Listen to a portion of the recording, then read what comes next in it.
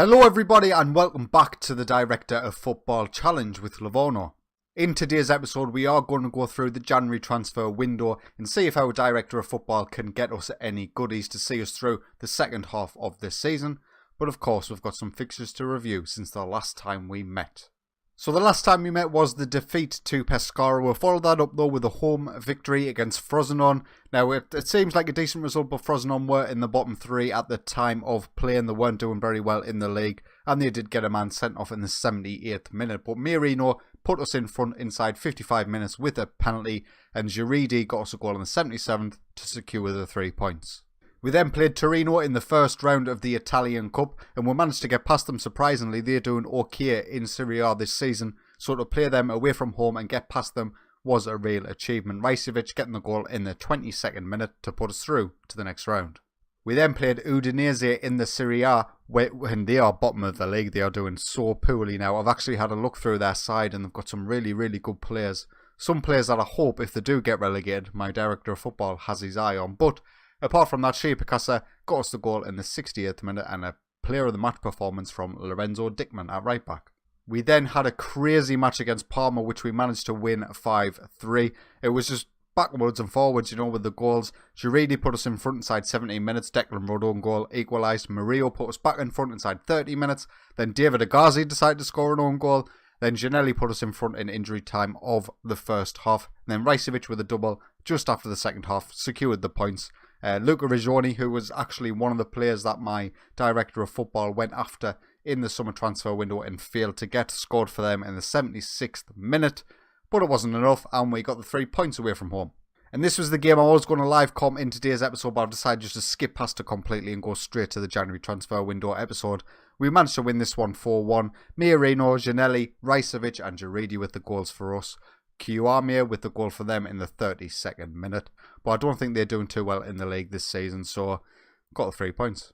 And this is how the table looks after all of them games played. We are currently in 7th position. Absolutely unbelievable. 34 points now. We're about 6 points away from securing Serie A football for next season, realistically anyway. And you have a look at the bottom three there. Frosinone, Genoa and Atalanta currently in the bottom three. I would like Udinese to slip back in there if possible. But if not, no worries. Atalanta have got some good players that we could maybe pinch. But we've got the January transfer window to go through now. We've got obviously no league fixtures during this period. We do have an Italian Cup quarter-final against Inter Milan, which I won't be live commenting. I'll just be skipping past that. And then we've got Bologna after that. Actually, I tell you what, we're going to live comment the Italian Cup quarter-final. It's quite important. It's not too often that you're going to get Livorno into the later stages of the Italian Cup 2 seasons in. So we'll live com that and then we'll end the episode at the end of the transfer window, which is I think the 18th of January this season. Our first bit of action in the January transfer window, an offer has been made for Sergei Sampa at the end of his contract. Obviously, he's not the sort of player that he was a couple of years ago on Football Manager, but he's still probably good enough for our side, and as long as the wages aren't crazy, I see this as a pretty positive signing. That's if he comes in. Oh, I didn't notice that Aston Villa have actually went in for him as well. They are still in the Championship, so they are still in the second league in England, but they can probably offer far more in terms of wages than we can. I'm not sure exactly what we actually offered, but it did say on his thing that was about between £8,000 and £12,000 a week. Hopefully, he prefers being at the top league, but he might not. So not a lot happening in the January transfer window so far. Of course, we've got that Sergei Sampa deal that hasn't been denied or confirmed yet. So we'll see how that goes. But in terms of a lineup against Inter Milan for this quarter final, I think that's pretty much what we're going to say. Gasparo is currently injured, so he can't play at left back. Dickman's fit. But yeah, apart from that, that's a good team for me. Let's get into the game. So getting into the quarterfinals of the Italian Cup is by far and away above what the board expected of me. They expected us to get to the first round, which was the previous round, so we'd already hit our target. So anything above this is of course a bonus. Inter Milan come at us with a 3-4-3 for Salpung Asamoah on the wings. Hopefully we can exploit that with Albertazzi and Lorenzo Dickman. But we'll see how it goes and I'll see you kick off. So we kick off against Inter Milan. We are away from home and we are shooting from left to right in this first half. Listen, anything above this is a bonus. Quarterfinals of the Italian Cup is by far and away better than where I ever expected us to get. Inter Milan have obviously got an incredibly good side compared to ours at the very least. I think they're quite high up the Serie A table as well. I'm not too sure off the top of my head, but I think the last time we played them in the league, they were third in the league, as Versalco goes close there, but it goes just over. We'll pick a highlight up here. Shea Picasa coming forward, Albertazzi to Giridi in the box. Please finish that, Shea Picasa. Somebody finish it. It wasn't meant to be. Another highlight, and we're in possession again. Albertazzi gets the ball after Riccardi. Looks like he went in for the challenge. He might have even won the challenge, but it fell back to our player. Come on, get it, Albertazzi on this left-hand side. One of the major areas I would love for my director of football to improve is that left-back spot, as João Mario goes through for Inter Milan, loads of space for Riccardi in the box. And Riccardi's not going to miss that sort of chance. We're 1-0 down already. But yeah, in terms of the players that I would really want, left-back is the main one, you know. I play with attacking full-backs, and all of my left-backs are very much defensive. Most of them actually, it looks to me anyway, in terms of their attributes, they would suit the centre-back position more. But they're never going to get a game there with Bogdan and Janelli currently in their side. They're both playing really well and two of our best players in the team. So left-back's definitely a position I would love to improve. Striker as well I would love to improve. You know, as well as Shea Picasa and Rajcevic are doing, they're not that great attributes-wise, as Icardi puts into Milan 2-0 up 13 minutes in. We're sort of sinking without a trace here, but never mind. It's not a big deal. Another highlight now, Shea Picasa is in behind. He hits the Inter Milan defender with the cross. A false Del Pinto on the edge of the box. Can we get some space in the box at all? Miorino turns. He takes a strike. He probably should have given it to Lorenzo Dickman. He could have got down to the byline and got a cross in. But never mind. At least it was a shot and an opportunity for us. But yeah, apart from left back and striker, centre midfield as well is another weak position for us. Although we've got two signings in the middle who were both loan signings who were signed in the summer. But neither of them are very, really Serie A quality in terms of Del Pinto and Giridi. They're not really there for me as Inter Milan go 3-0 up. You might as well stop watching the match. You can just listen to me if you want. The ball falls to Asamoah in the box, completely unmarked, and he beats his man and beats the keeper. Puts them 3-0 up, 2 for Riccardi now, 1 for Asamoah. And we're sinking without a trace a little bit here. I think you're definitely seeing one of the worst scorelines you'll see from us this season so far, at the very least, as Asamoah goes close again, but Declan Rudd manages to keep out the English legend, is what I'm calling him these days. Absolutely fantastic for us. João Mario overhits the corner and it goes out of play, and that's probably going to be it for the first half.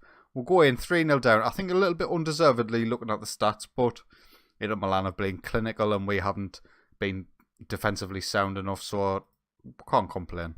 We'll kick off for the second half, shooting from right to left. We are going to go attacking, actually. Why the hell not? This is a knockout round. It's not whether we get beat 7-0 or 3-0. It doesn't really matter, so we might as well go for it and see if we can get ourselves back into the game. As Dickman sets away Rajcevic in behind, and he beats Handanovic, and he's been unbelievable. Honestly, if I remember, I'll show you his stats. He's not very good whatsoever, but he's been absolutely clinical for us this season. He's had a bit of a dry spell in December, but he's definitely performing above expectations. As you can see, his 20th goal of the season. He's well outstripped his goal scoring record in Serie B. So I'm very proud of him. But I wouldn't be surprised if someone came in for him just purely because of his form. He's currently valued at like 5 million. Oh my god, that was a horrendous goal to concede. But if we were to get anywhere near 5 million, of course, it would be a great bit of business for us. But there's nobody interested in him just now, so you can expect to see him for at least the rest of the season. Our defender there lost his bottle. He should be getting rid of that. He shouldn't be getting beat by Martinez in the box. We should be the ones, if nothing else, if we haven't got the quality, we should be the ones with the commitment and the desire to get rid of that ball. But unfortunately, not for us on that occasion. After Diamante's come on, we are going to make another change. We're going to get Di Gennaro on, and we're going to get Iapicino on as well. They're not Di Gennaro. I hate the Football Manager substitution screen. But yeah, make them couple of changes, so we'll keep things fresh for the league. The Italian Cup is obviously not important for us. We've already met our goals here, so any performance from us is a bonus. As Rajcevic gets his second goal of the game, Shea Picasa with the assist.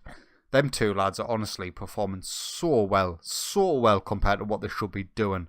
Particularly Shea Picasa, you know, although Rajcevic is probably he's doing the better of the two, of course he is, in terms of goals and pure output. But Shea Picasa, he's 20 years old, he's still got a lot of room to grow. I'm really excited by him to what he could be. He could become a good Serie A player. You know, I'm not talking world class or a great player in this league, but just good would be fantastic for us, obviously. And it looks like that's going to be it for full time. Inter Milan 4, Livorno 2, and based on the stats, I'm glad we got them couples of goals back. We didn't deserve to get hammered in this game, not whatsoever. So I'm glad we got a couple of goals, just so it seemed a little bit more respectable. And hopefully the boys won't be too disheartened by that defeat. So after that game now, 500 grand for playing the Italian Cup quarter-final is nothing to sneeze at. We'll actually talk about the finances just quickly. Ever since this season started, we're just rocketing up in terms of finances purely because of our low outgoings. You know, every bit of income is just pure profit for us at the minute.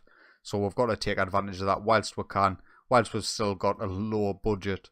So the transfer window actually shuts on the 20th of January, so we'll have the Bologna game in between. I won't actually go through that in terms of a live comment stuff. I'll just show you the result once that comes in. Let's play through the rest of January and see if our director of football can actually bring in a proper signing. So we've just potentially missed out on the only deal we were going to go in for in this January transfer window. Sergei Sampa has agreed a deal with OGC Nice, and he's going for £11,500 per week. Unfortunately, I think he would have been a really good signing here. You know, I think he would have played for us. He would have improved with us.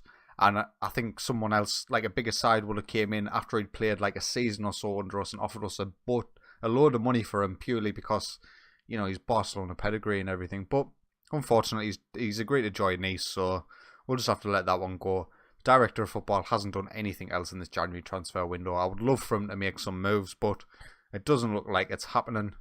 This comes up every once in a while, like a young player that we go in for whose contract's ending at the end of the summer.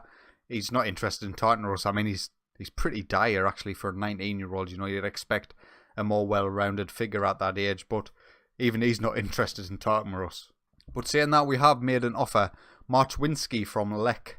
Who is he? He looks okay. An 18-year-old, it's on loan though. A loan is absolutely no good for us. Filip Marczewinski, I would play him if he was a permanent transfer, you know. He just doesn't look good enough to actually be in our side. Actually, is he good enough? He probably is good enough, actually. So, yeah, potentially he's coming in. I would be okay with that. So, we've just played Bologna in the league and we got beat at home 2-1. They went in front at 7 minutes in. Marino equalised in the 65th minute after they had a man sent off in the 64th. But Eric Pulga in the 95th minute got a goal for Bologna and will fall to a defeat. So, our first signing of the January transfer window comes on transfer deadline day in January. Filip Marczewinski, who was seen earlier, he has joined the club.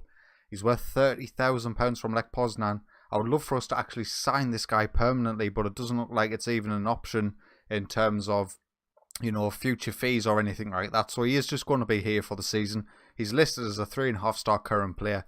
I would be more than happy to play him in central midfield or attacking midfield, actually. He absolutely looks fantastic for me. Maybe, I'm not sure how he compares with Marino. Let's have a quick comparison here to see.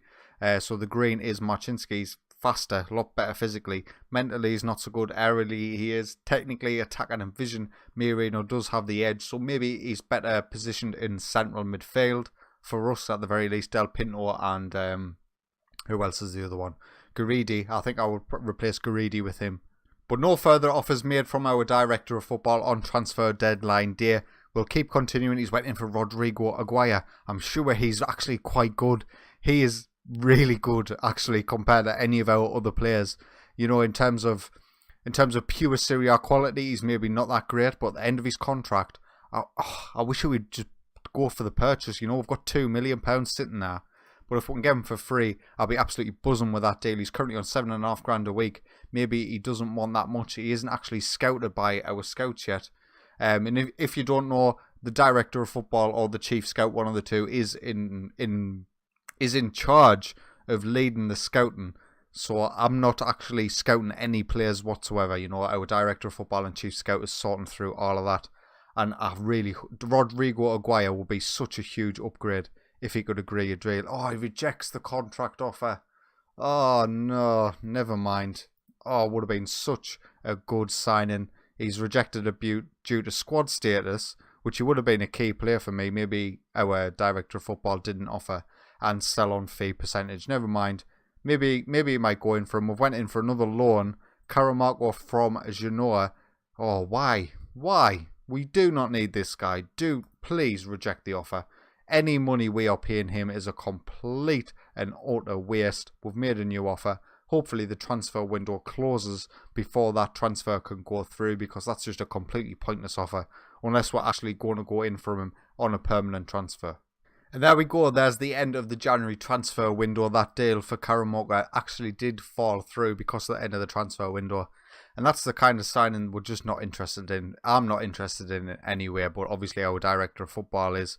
Maybe I need to look at him, maybe I need to sign somebody new, but he hasn't really done anything too wrong, you know. He's just not really signing many players, or many players that are actually good for us.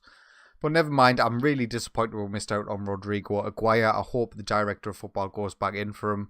But based on things I've seen in the past with the director of football, once a contract has been rejected, he doesn't seem to actually go back in that often. So we'll just have to wait and see. In case you've forgotten how Serie A looks, since the last couple of games, we are currently in 9th position on 34 points. I find it unlikely we're going to be able to stage a claim for the European spots, which is 7 and above, although we are only 2 points behind Fiorentina in 7th. I don't see that as a realistic aim. So, and obviously, relegation's pretty much off the table at the minute. 34 points we're on currently, 17 points clear of Udinese in 18th position, which is absolutely fantastic for me. So I am going to fast forward through this save now. The next game is going to be Juventus away from home. An absolutely whole host of games in between now and then. And then the episode after that will be the final game of the season and the sort of season roundup. So yeah, we're going to fast forward through this. If you have enjoyed today's video, please consider leaving a like. And if you enjoy my content, get yourself subscribed. But until next time, take it easy.